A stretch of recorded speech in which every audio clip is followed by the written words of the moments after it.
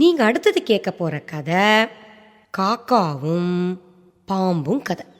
ஒரு பெரிய ஆலமரம். அடடடடா, எவ்வளவு பெரிய ஆலமரம்! பச்சை பசேல்னு பெரிய மரம்.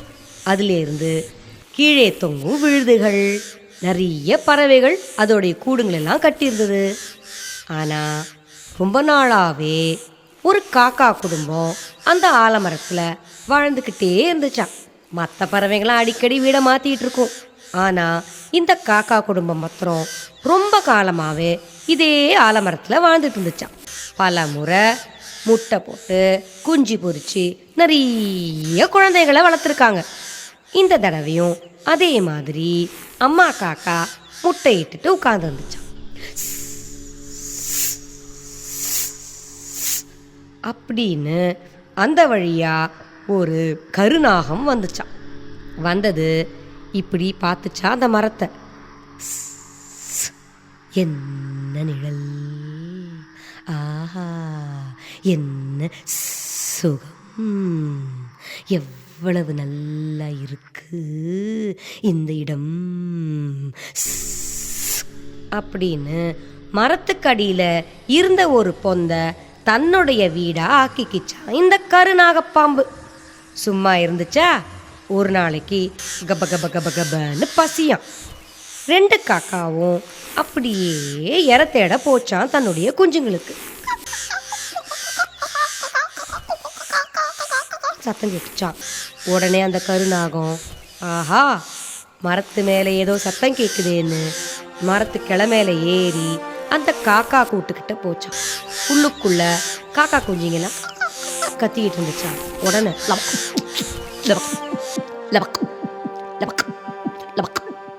அப்படின்னு எல்லா காக்கா குஞ்சுங்களையும் முழுங்கிட்டு சத்தம் போடாம வந்து தன்னுடைய பொந்துக்குள்ள உட்காந்துக்குச்சான். அம்மா காக்கா திரும்பி வந்துச்சான். வந்து பார்த்தா குழந்தைகளை காணுமா. அப்படியே கத்தி அலறிச்சான். அக்கம் பக்கத்துல இருந்த பறவைகள் எல்லாரையும் கேட்டுச்சான். ஒருத்தருக்குமே தெரியலே என்ன நடந்ததுன்னு. அப்படியே வந்த அப்பா காக்கா கிட்ட, என் குழந்தைங்களெல்லாம் காணோம், என்னாச்சுன்னே தெரியல அப்படின்னு அழுதுச்சான். இதனால என்ன, மறுபடியும் முட்டை போட்டு சீக்கிரமா நிறைய குழந்தைகளை பெற்றுக்கலாம் அப்படின்னு சமாதானம் சொன்னான். அதே போல கொஞ்ச நாள் கழிச்சப்புறம் முட்டையும் போட்டுச்சான். ஆனா அந்த கருநாகம் சும்மா இருக்குமா, மேல வந்துச்சான். இந்த காக்கா கத்துச்சான். ஆனா பாம்பு எதுக்குமே பயப்படல.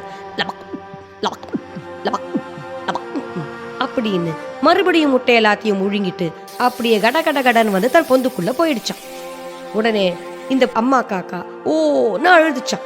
அப்பா காக்கா வந்து, சரிம்மா நம்ம இந்த இடத்த விட்டே போயிடலாம், இது இருக்கிறதால தானே இந்த பாம்பு வந்து எல்லாத்தையும் சாப்பிட்டுடுது அப்படின்னு சமாதானம் சொன்னான். ஆனா அம்மா காக்கா, வேணாங்க எனக்கு போக இஷ்டம் இல்லைங்க அப்படின்னு அழுதாங்க. சரி என்ன பண்ணலான்னு யோசிச்சு ஆந்த அண்ணா கிட்ட போய் கேட்கலான்னு நேரா ஆந்தை அண்ணாட்ட போய் இந்த கதையெல்லாம் சொன்னாங்க.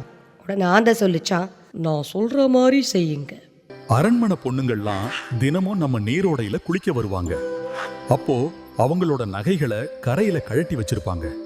அப்ப நீ பறந்து போய் ஒரு நகையை எடுத்துக்கிட்டு அந்த பாம்பு பொந்துக்குள்ள போடு, அப்புறம் நடக்கிறத பாரு அப்படின்னு புத்தி சொல்லிச்சான். அடுத்த நாள் காலையில சீக்கிரமா எழுந்து நீரோட கிட்ட அப்பா காக்காவும் அம்மா காக்காவும் காத்துக்கிட்டு இருந்தாங்களாம். சிரிச்சுக்கிட்டு எல்லா பெண்களும் வந்தாங்களாம். வந்தவங்க நகையை கழட்டி வச்சுட்டு குளிக்க போனாங்களாம். சர்ன்னு பறந்து வந்து அப்படியே ஒரு முத்து மாலையை எடுத்துட்டு பறந்துச்சா அம்மா காக்கா. அப்பா காக்கா காக்கான்னு கத்தவே எல்லா காவலாளிகளும் அதை பார்த்து கிடுகிடுகிடுன்னு பின்னாடியே ஓடினாங்களாம். அம்மா காக்கா அந்த முத்து மாலையை பாம்போடைய பொந்துக்குள்ள போட்டுட்டு மரத்து மேல உட்காந்துக்குச்சான். காவலாளிகளை ஓடி வந்து, இதோ இதுக்குள்ளதான் இருக்கு, இதுக்குள்ளதான் இருக்கு அப்படின்னு சொன்னாங்க. ஒருத்தன் உள்ள கையை விட்டாங்க.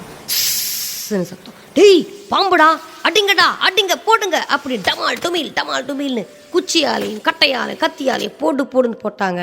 அந்த பாம்போ செத்து போச்சு. அந்த முத்து மாலையை எடுத்துக்கிட்டு காவலாளிங்க நடைய கட்டினாங்களாம். ஆஹா, அந்த அப்பா காக்காக்கும் அம்மா காக்காக்கும் ஏக சந்தோஷம். நேரா ஆந்தை அண்ணங்கிட்ட போய் நன்றி சொல்லிட்டு அவங்க வீட்டுக்கு திரும்பி வந்து மறுபடியும் புதுசா வாழ்க்கைய ஆரம்பிச்சாங்களாம்.